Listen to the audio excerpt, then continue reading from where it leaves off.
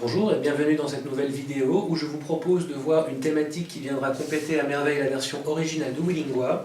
Aujourd'hui nous allons aborder le kit Winnie Blabla. Winnie Blabla en fait est le petit frère de Winnie Blabla 2, mais là il s'agit uniquement de traiter tout ce qui est thématique cognitive et verbale, globalement tout ce qui a attrait au verbal. Donc, comme dans la version générale de Willingua, le kit thématique Winnie Blabla est composé d'une cinquantaine de cartes réparties en 3 catégories. La catégorie solo, la catégorie duel et la catégorie défi.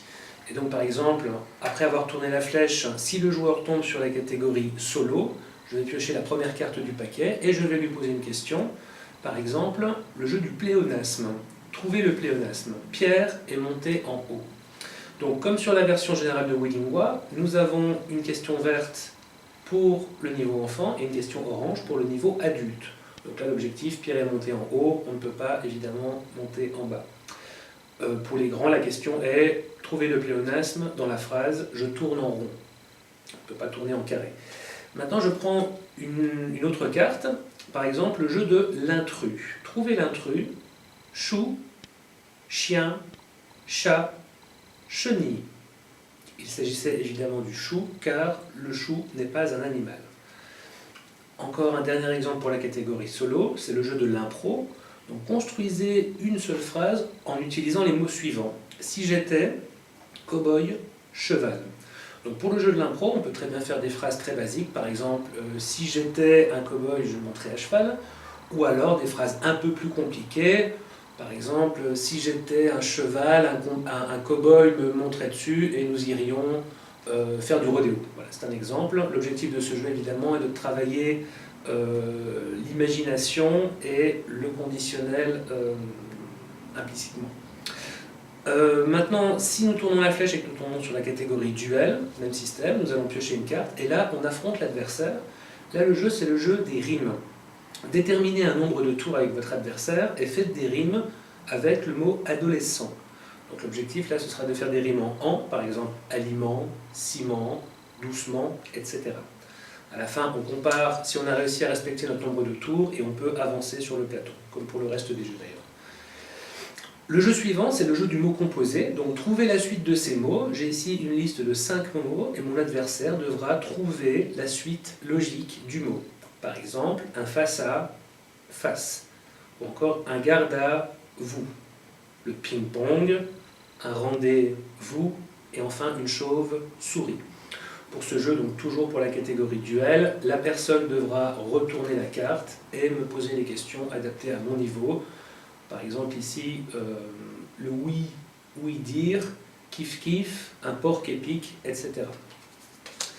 Un autre exemple pour la catégorie duel, le jeu question de genre, où en fait, l'adversaire devra répondre par masculin ou féminin sur une liste de mots.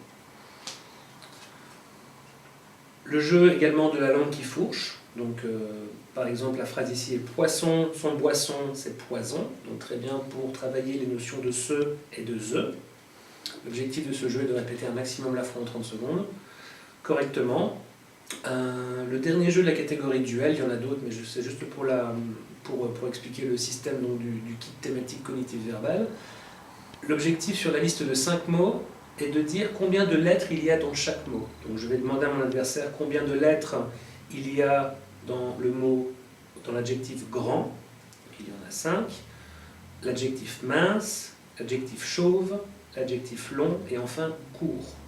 Et voilà, une fois que la personne a répondu correctement aux questions, on retourne la carte et l'adversaire devra poser des questions à l'autre joueur. Enfin, troisième et dernière catégorie, la catégorie défi où tous les joueurs sont impliqués.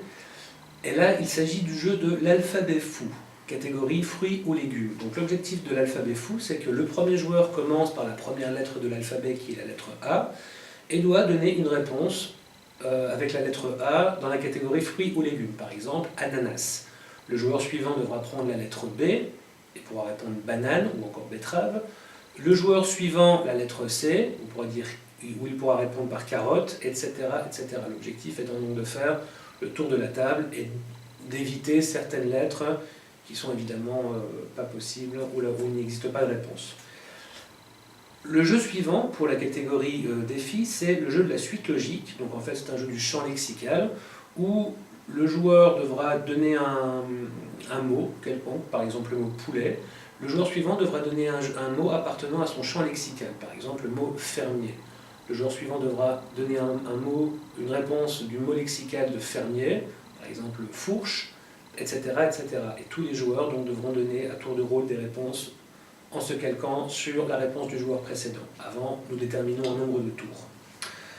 Encore un dernier exemple pour la catégorie défi, il s'agit du jeu du max de mots. Donc ici nous avons une thématique qui est la cuisine, et à tour de rôle, les joueurs devront donner des éléments relatifs à la cuisine, comme fourchette, mayonnaise, assiette, etc., etc.